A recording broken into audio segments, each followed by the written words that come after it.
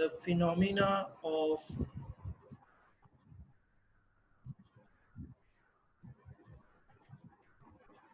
SHM, simple harmonic motion, will occur when applying force, when a force is directly proportional to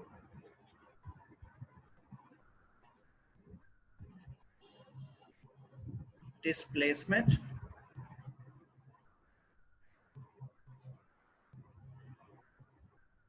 and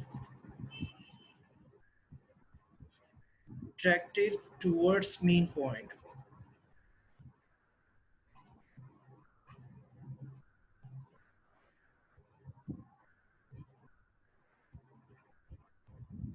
चलें, अब यहाँ पर दो important चीजें हैं, एक मीन पॉइंट आपके लिए और जो है डायरेक्टली प्रोपोर्शनल टू डिस्प्लेसमेंट है। आपने न्यूटन सेकंड लॉ में पढ़ा है कि फोर्स एक्सेलरेशन के डायरेक्टली प्रोपोर्शनल होती है, या एक्सेलरेशन फोर्स के डायरेक्टली प्रोपोर्शनल होता है। तो ये भी इनडायरेक्टली वही बात है, ठीक है। आप देखेंगे हम डेरिवेशन में, फॉर एग्जांपल यहाँ पर मैं एक सिंपल पेंडुलम बना रहा हूँ, उससे हम इसको एक्सप्लेन करेंगे। सिंपल पेंडुलम को मैं नेक्स्ट में डिफाइन भी कर देता हूँ कि what is simple pendulum. For example एक मेटेलिक बॉब को मैंने जो है हैंग किया है with the help of fix and. तो जैसे ही मैं इसको यहाँ पर लेकर आऊँगा और रिलीज करूँगा तो ये वापस अपने, ये फोर्स मैंने लगाई है, लेकिन जैसे ही मैं इसको रिलीज करूँगा इस पॉइंट पर से, ठीक है, इस पॉइंट से रिलीज करूँगा, it will go back to the mean position. ये जो पोजीशन है, जो रेस्टिंग पोजीशन है, इसको हम मीन पोजीशन कहते हैं, ठीक है। ये मीन पोजीशन की तरफ जाएगा due to gravitation, due to gravitation. क्यों जाएगा? ग्रेविटेशन की वजह से जाएगा, ग्रेविटेशनल पुल की वजह से जाएगा, ठीक है। लेकिन ये यहाँ पर जाकर रुकेगा नहीं, ये आगे जाएगा due to inertia, due to inertia. ये यहाँ पर बॉल पहुंचेगा और ये जो इसकी मोशन है, this is due to inertia, sorry,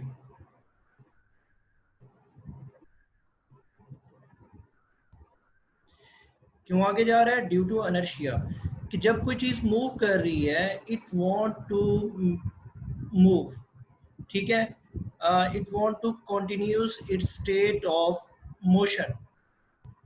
अगर कोई चीज रेस्ट पर है तो वो इनर्शिया क्या कहता है कि it continuous its state of rest.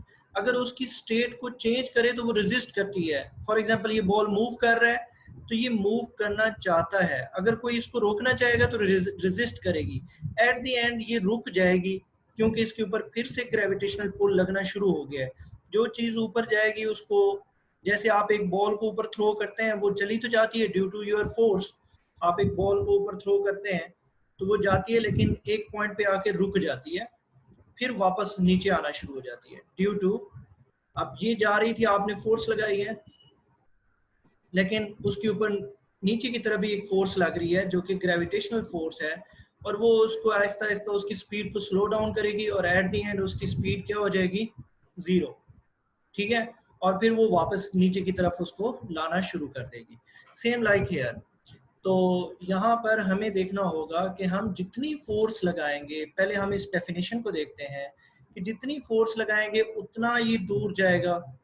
Swing के केस में यही होता है, आप जितना स्विंग के ऊपर फोर्स लगाते हैं वो उतना जो है मीन पोजीशन से दूर जाता है, तो वो जितना, तो force is directly proportional to the displacement.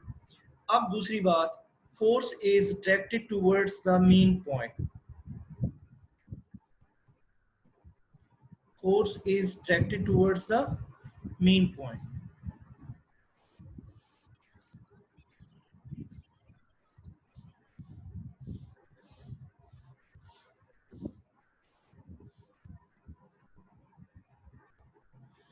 तो फोर्स मीन पॉइंट की तरफ कैसे डायरेक्ट कर रही है? देखें, हमने ऑब्जेक्ट को यहां लेके गए, नेक्स्ट पेज पे देखते हैं, हम थोड़ी सी बड़ी डायग्राम बनाते हैं सिंपल पेंडुलम की।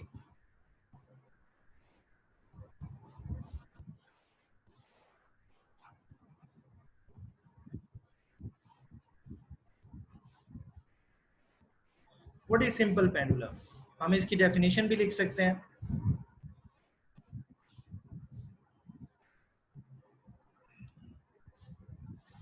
A metallic bob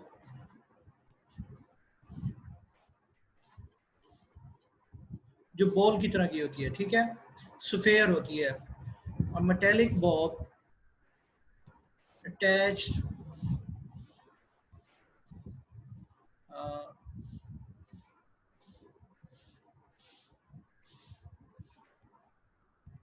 हम ये भी कह सकते हैं metallic Bob attach with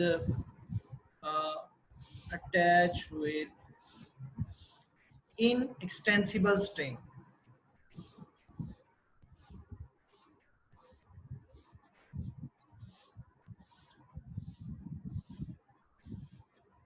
inextensible string को मैं एक्सप्लेन करता हूँ कौन सा स्ट्रिंग होता है, थ्रू फिक्स एंड,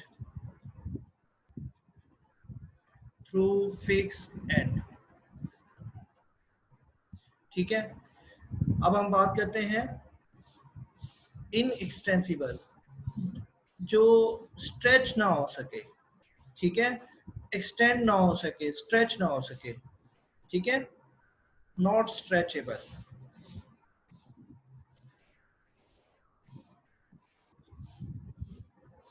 स्प्रिंग की तरह की ना हो, ठीक है, वो इनएक्सटेंसिबल होती है।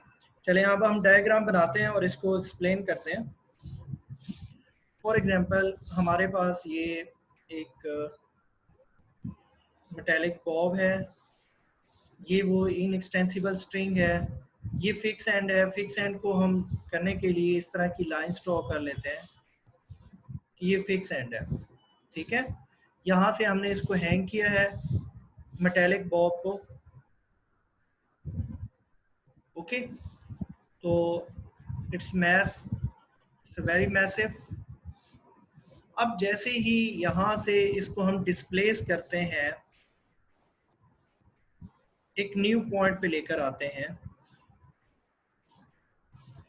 ठीक है, तो हमारे पास यहाँ से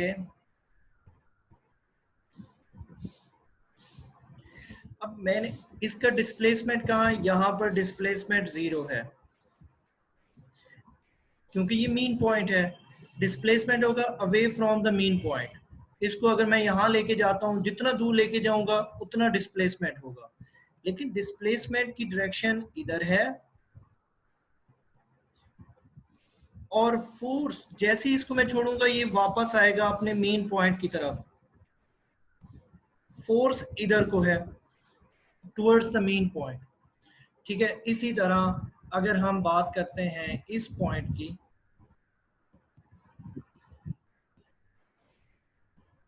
आपने जितना इधर डिस्प्लेस किया है ये वापस आएगा ड्यू टू ग्रेविटेशन, ठीक है, ग्रेविटी की वजह से वापस आएगा मीन पॉइंट पे। लेकिन मीन पॉइंट पे आके रुकेगा नहीं, ये आगे जाएगा ड्यू टू अनर्शिया। ये बात हम पीछे कर चुके हैं कि ये एक न्यू पॉइंट पे हमारे पास बॉल जो है पहुंच जाएगी, लेकिन किस वजह से जा रही है? ड्यू टू अनर्शिया जा रही है।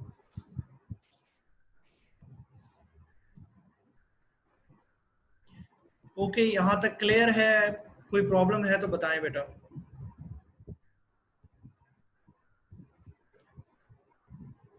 No sir.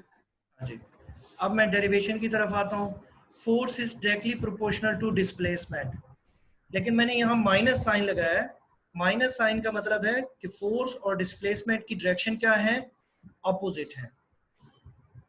तो force is equals to minus K X. अब फोर्स के लिए अगर हम यूज करते हैं F is equals to M A, तो मैं यहाँ पर लिखूंगा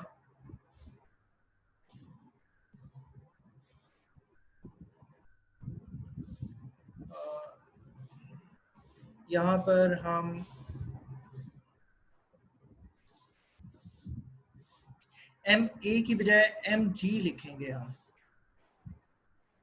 ठीक है, क्योंकि यहाँ पर ग्रेविटेशनल एक्सेलरेशन की बात हो रही है।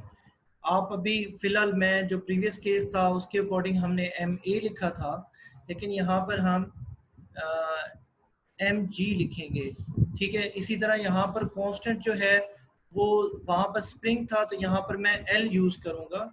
चलिए, ये डेरिवेशन आपकी बुक में नहीं है, तो मैं सिर्फ समझाने की हद तक भी नहीं लिखता, क्योंकि फिर आप कंफ्यूज हो जाएंगे। सिर्फ इसी डेरिवेशन तक हम इक्तिफा करते हैं, ठीक है। This is the length of the string.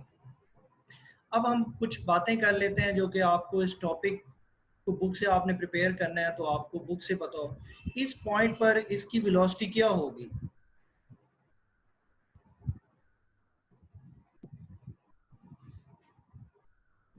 इस पॉइंट पे वेलोसिटी क्या होगी,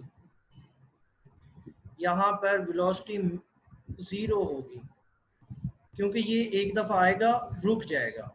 तो वेलोसिटी जीरो है, तो काइनेटिक एनर्जी क्या होगी, वो भी क्या होगी, जीरो। लेकिन इस पॉइंट पर उसका डिस्प्लेसमेंट क्या है, एक्स क्या है, मैक्सिमम। तो पोटेंशियल एनर्जी भी क्या होगी, मैक्सिमम होगी।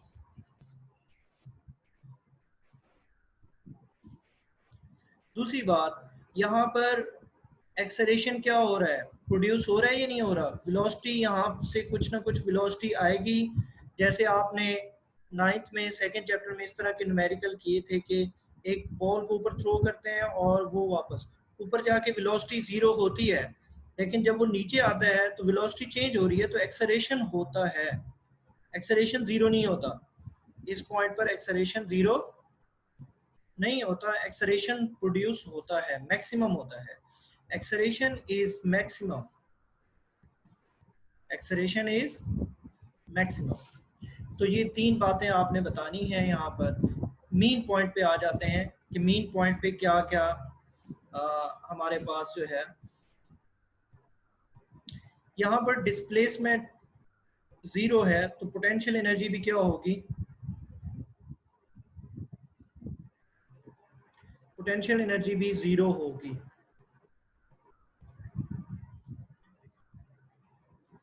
ठीक है। लेकिन अगर हम बात करते हैं काइनेटिक एनर्जी की, तो वेलोसिटी जब आप स्विंग ले रहे होते हैं तो मीन पॉइंट पे जब जमीन के करीब झूला आता है तो वहां पर उसकी स्पीड मैक्सिमम होती है। तो स्पीड मैक्सिमम है तो काइनेटिक एनर्जी भी क्या होगी, मैक्सिमम होगी। काइनेटिक एनर्जी भी क्या होगी, maximum.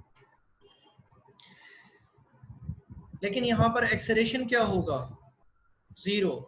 The reason is this कि यहाँ पर वेलोसिटी चेंज नहीं होती। इस पॉइंट पर एक मैक्सिमम स्पीड से वो सीधा सीधा जा रहा होता है, तो यूनिफॉर्म वेलोसिटी होती है, तो एक्सेलरेशन जीरो होता है। एक्सेलरेशन क्या होता है, जीरो। डिस्प्लेसमेंट भी जीरो है from the mean position. Displacement इस वजह से जीरो है कि this is the resting point. यहाँ पर से इधर मूव करेगा तो डिस्प्लेसमेंट होगा, या इधर मूव करेगा तो डिस्प्लेसमेंट होगा। तो दो बातें, काइनेटिक एनर्जी मीन पोजीशन पे मैक्सिमम है और पोटेंशियल एनर्जी एक्सट्रीम पॉइंट्स पर मैक्सिमम है। This is extreme point, extreme position.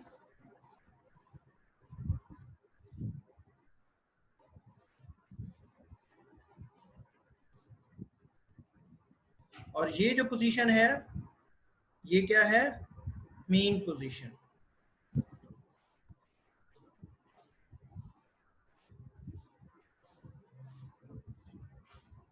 Okay, तो ये आपका टॉपिक है मेनली, आप इसको बुक से पढ़ेंगे अच्छी तरीके से। और इसमें एक, यहाँ तक क्लियर है सब बच्चों को? कोई प्रॉब्लम है तो बता दें।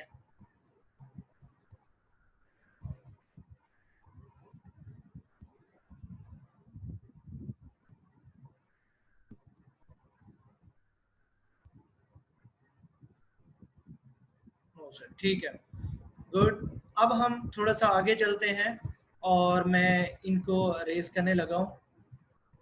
ये जो सारा कुछ मैंने लिखा है इसको मैं रेस कर देता हूँ।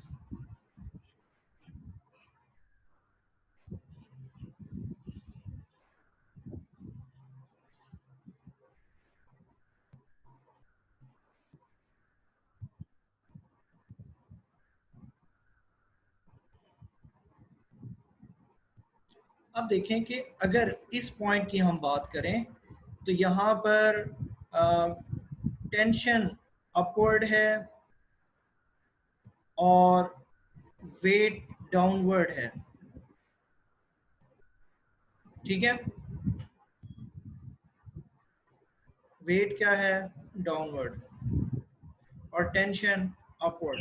दोनों एक दूसरे को कैंसिल कर देते हैं, दोनों एक दूसरे को कैंसिल कर देते हैं, क्योंकि दोनों टेंशन इन द स्ट्रिंग वो अपवर्ड है, टेंशन भी फोर्स है, जो कि वेट डाउनवर्ड है तो उसका रिएक्शनरी फोर्स है। लेकिन इस पॉइंट पे दोनों एक दूसरे को कैंसिल नहीं करेंगे। इस पॉइंट पर जो है, फॉर एग्जांपल यहाँ पर टेंशन है, this is the direction of the tension, this is the direction of the tension. लेकिन वेट किस तरफ होगा, वेट तो इस डायरेक्शन में होगा।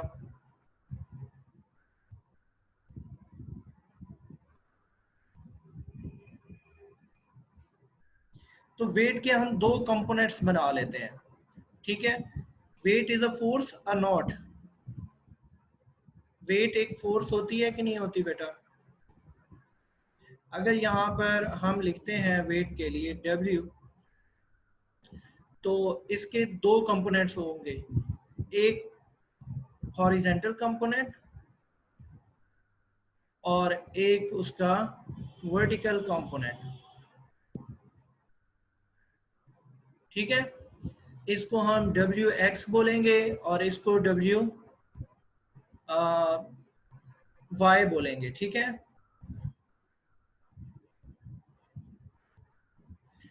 अच्छा, अब मुझे आप बताएं कि यहाँ पर भी इसके दो कंपोनेंट बन सकते हैं। जैसे ये एक लॉन्गर लेंथ है तो हम इसको एक कंपोनेंट इस डायरेक्शन में बना लेते हैं, in the direction of the tension के अपोजिट डायरेक्शन में, ठीक है। और दूसरा कंपोनेंट हम जो है, सॉरी इसको हम रेड से बनाते हैं ताकि,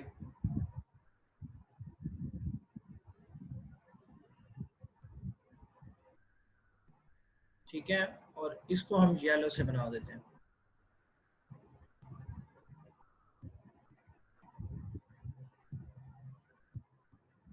अपोजिट हो गया,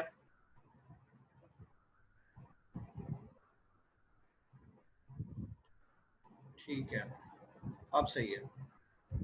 मैं कलर स्कीम भी वही रख रहा हूँ जो मैंने यहाँ बनाई है, ताकि आपको बाद में कंफ्यूजन ना हो।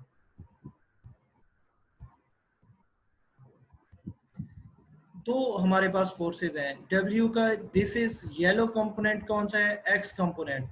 तो X कंपोनेंट क्या लिखते हैं, W को हम mg लिखते हैं, this will be mg cos theta, और ये होगा mg वेट mg के, और y के लिए साइन थीटा, और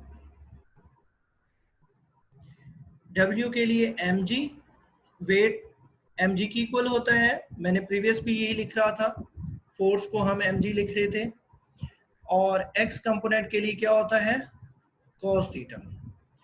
तो येलो कंपोनेंट हमारे पास x कंपोनेंट है which is equals to mg cos theta, और रेड कंपोनेंट जो है हमारे पास वो साइन थीटा है, mg साइन थीटा। अब आप मुझे बताएं कि ये जो फोर्स है, आपने वेट के दो कंपोनेंट्स बना लिए। वेट का एक कंपोनेंट ये है, ये है। वेट का कौन सा कंपोनेंट फोर्स के अलोंग है? वेट का कौन सा कंपोनेंट फोर्स के अलोंग है? Red component, sine theta, mg sin theta. ठीक है, तो we will take this component of the force. ठीक है, तो क्योंकि ये along the motion of the जो है फोर्स है, आपको जस्ट आपने थ्योरेटिकली इसको बता देना है, क्योंकि टॉपिक में मज़ीद इसकी डेरिवेशन नहीं है, और ये डायग्राम बुक में बनी है और उसको उसने बताया, तो मैंने इसलिए आपको समझा कि इसको मैं एक्सप्लेन कर दूं, क्योंकि यहाँ पे एंगल बना है थीटा, क्योंकि यहाँ भी एंगल बन रहा है। तो थीटा के साथ वाला जो कंपोनेंट होता है वो cos x कंपोनेंट होता है, और जो थीटा के अपोजिट होता है वो y कंपोनेंट होता है, परपेंडिकुलर होता है या साइन थीटा होता है। तो मैंने इसके अकॉर्डिंग ये डायग्राम बनाई। दूसरा, time period of the simple pendulum के लिए फॉर्मूला क्या होगा? Time period of simple pendulum, t is equals to 2 pi square root L over G। ठीक है, L is the length of the simple pendulum and G is the gravitational acceleration। अगर हम जमीन से दूर जाएंगे तो ग्रेविटी की वैल्यू कम होगी, टाइम पीरियड क्या हो जाएगा? बढ़ जाएगा। ठीक है, तो इट्स मीन कि स्लो डाउन हो जाएगा, पेंडुलम की स्पीड क्या हो जाएगी? स्लो। टाइम पीरियड कम होने का मतलब ये है कि टाइम पीरियड के बढ़ जाने का मतलब क्या है कि वो एक राउंड जो है, एक दफा यहाँ जाना और फिर वापस आना, एक दफा इस मीन पोजीशन से एक्सट्रीम पे जाना, फिर वापस मीन पे आना, और मीन से एक्सट्रीम पे और फिर दोबारा वापस आना, it will complete round trip. मैं आपको राउंड ट्रिप भी बता देता हूँ कि यहाँ देखें, मैंने फॉर एग्जांपल ये फर्स्ट लाइन में रेड कलर की ग्रीन कलर की है, तो मैं इसको ग्रीन से शो करता हूँ, यहाँ से यहाँ पे आ गए।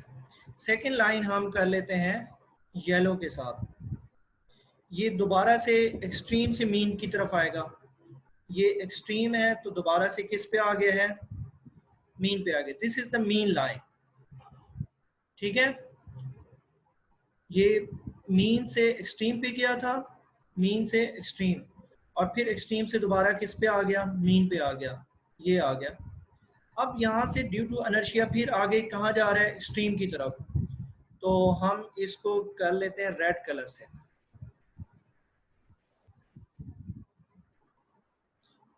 तो यहाँ भी रेड कलर से मैं शो करता हूँ। ओके, और दोबारा से वापस किसके साथ आ रहा है? एक्सट्रीम से दोबारा मीन पे आ रहा है ब्लू कलर के साथ। तो इसको हम एक्सट्रीम पॉइंट है, ये वाई एक्सिस अगर आप देखें तो वाई एक्सिस पर ये पॉइंट क्या है?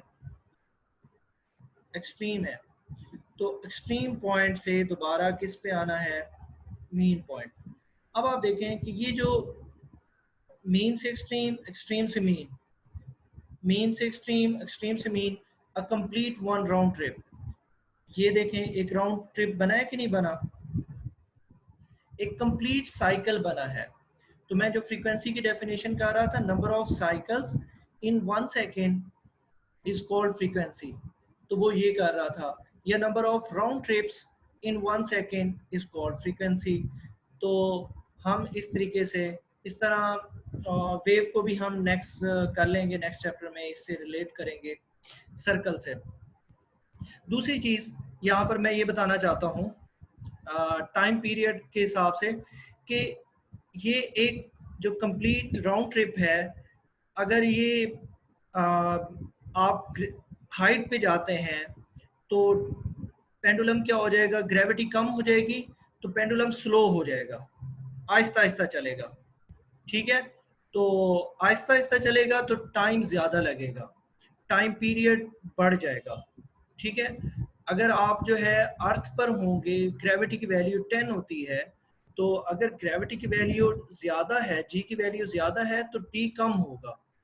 तो ये एक शॉर्ट क्वेश्चन आ सकता है, what is the effect of G on the time period of a simple pendulum. तो उसके साथ इनवर्स रिलेशन है, क्या है, इनवर्स रिलेशन है। एनीथिंग मोर, टॉपिक कंप्लीट है आपका, इसमें मजीद कोई बात नहीं है जो मैं बताऊं। टाइम पीरियड की definition, number of time required to complete one oscillation, time required to complete one oscillation, मैं इसको ऑसिलेशन भी कह सकता हूँ, ये जो वन राउंड ट्रिप भी कह सकता हूँ, वन वाइब्रेशन भी कह सकता हूँ।